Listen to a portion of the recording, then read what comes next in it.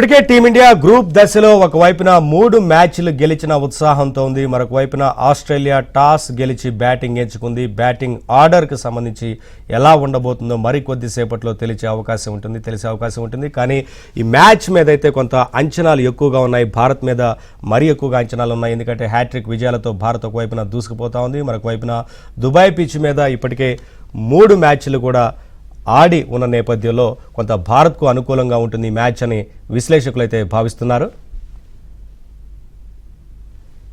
Sports analyst Chandrasekhar మనకు phone లైన్లో సిద్ధంగా ఉన్నారు. వారితో మాట్లాడదాం. చంద్రశేఖర్ గారు, good afternoon. Good afternoon. Sir, ఏంటి వాళ్ళ మ్యాచ్ ఎలా ఉంటుందనుకోవచ్చు? ఒకవైపున టాస్ గెలిచి ఇప్పటికే ఆస్ట్రేలియా బ్యాటింగ్ ఎంచుకుంది. గతంలో కూడా మనం టాస్ ఓడిన సందర్భం ఉంది ఇదే సిరీస్లో. సో ఎలా ఉంటుందనుకోవచ్చు సెకండ్ బ్యాటింగ్ చేసిన తర్వాత? మనకి అంటే ఈ ఫస్ట్ బ్యాటింగ్ ఆస్ట్రేలియా ఉంది కాబట్టి చేసింగ్ ఎలా ఉంటుందనుకోవచ్చు? అలాగే ఆస్ట్రేలియా బ్యాటింగ్ గురించి ఏం చెప్తారు? Australia batting is good, no doubt. Particular గా పవర్ ప్లేని పర్ఫెక్ట్ గా నెగోషియేట్ చేయగలిగినటువంటి one of the best teams లో ఆస్ట్రేలియాని పెట్టుకోవచ్చు. అందులోనూ ఇండియాకి ఎప్పుడు కూడా హెడ్ఏక్ గా ఉండేటువంటి Travis Head is there. Don't forget that, don't discount that.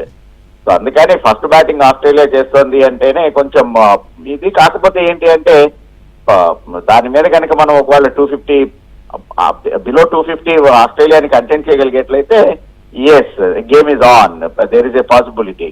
So అది మన బౌలర్లు ఎలా చేస్తారు, పర్టికులర్ గా 4 స్పిన్నర్స్ అగైన్ సేమ్ టీమ్ తోటి రోహిత్ శర్మ దిగుతున్నాడు. So how they will negotiate with the batters అనేటువంటి దాని మీద ఇది ఉంటుంది. అండ్ ఈవెన్ రోహిత్ శర్మ చాలా పాజిటివ్ గా రెస్పాండ్ అయ్యారు. It's very very good, I like it. అంటే మేము రెండింటికి ప్రిపేర్ అయ్యి ఉన్నాము, whether to bat first or bowl first అనేటువంటి దాన్ని ప్రిపేర్ అయ్యి ఉన్నాము అంటేనే టీమ్ గా ఎలా జెల్ అయ్యి ఉంది, ఎలాగా రెడీ అయ్యి ఉన్నారు ఈ నాకౌట్ పంచ్ కి అనేటువంటిది అర్థం అవుతుంది మనకి.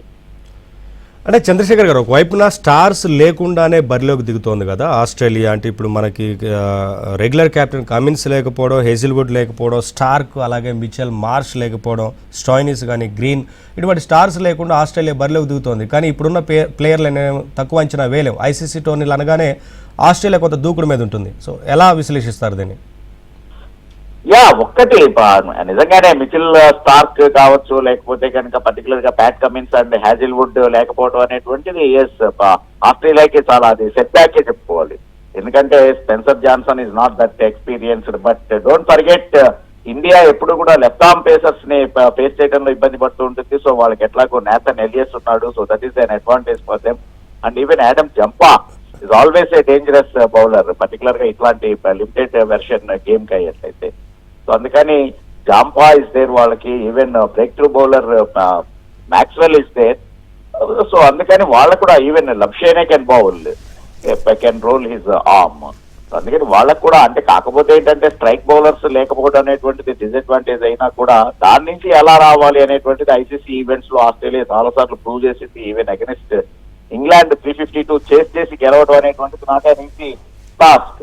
సో అందుకని డెఫినెట్ గా ఆస్ట్రేలియా తక్కువ అంచనా వేసేటువంటి పరిస్థితి లేదు. పర్టికులర్ గా జోష్ ఇంగ్లీష్ దాకా వాళ్ళకి ఆ బ్యాటింగ్ ఇది ఉండటం, అలెక్స్ క్యారీ కావచ్చు, లేకపోతే ట్రావిస్ హెడ్ అండ్ స్పిన్ ని చాలా జాగ్రత్తగా నెగోషియేట్ చేయగలిగినటువంటి స్టీవ్ స్మిత్ ఉండటం వాళ్ళకి చాలా అడ్వాంటేజ్. ఇంకా స్మిత్ ని చూస్తే అంటే ప్యాట్ కమిన్స్ లేడు కదా, స్మిత్ మీద ఎటువంటి బరువు అనేటువంటిది భారం ఉంటుంది అనేటువంటిది మనం ఆలోచించాల్సిన అవసరం లేదు. ఎందుకంటే Smith is already proven captain for Australia. Unless that ఆ బాల్ ట్యాంపరింగ్ ఇష్యూ రాకపోతే కనుక ఈవెన్ ఇప్పటికి కూడా స్మితే కంటిన్యూగా ఆస్ట్రేలియా కెప్టెన్ గా ఉండేటువంటి స్టఫ్ ఉన్నటువంటి ప్లేయర్ అతను. పర్టికులర్ గా ఇండియా అనేటప్పటికీ ఇంకొక సెకండ్ సైడ్ ఆఫ్ స్మిత్ కనబడుతూ ఉంటాడు.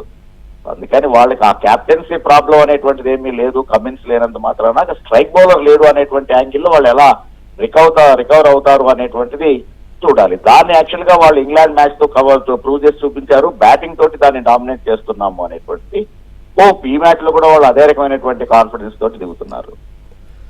థ్యాంక్ యూ చంద్రశేఖర్ గారు, థ్యాంక్స్ ఫర్ యువర్ అనాలిసిస్.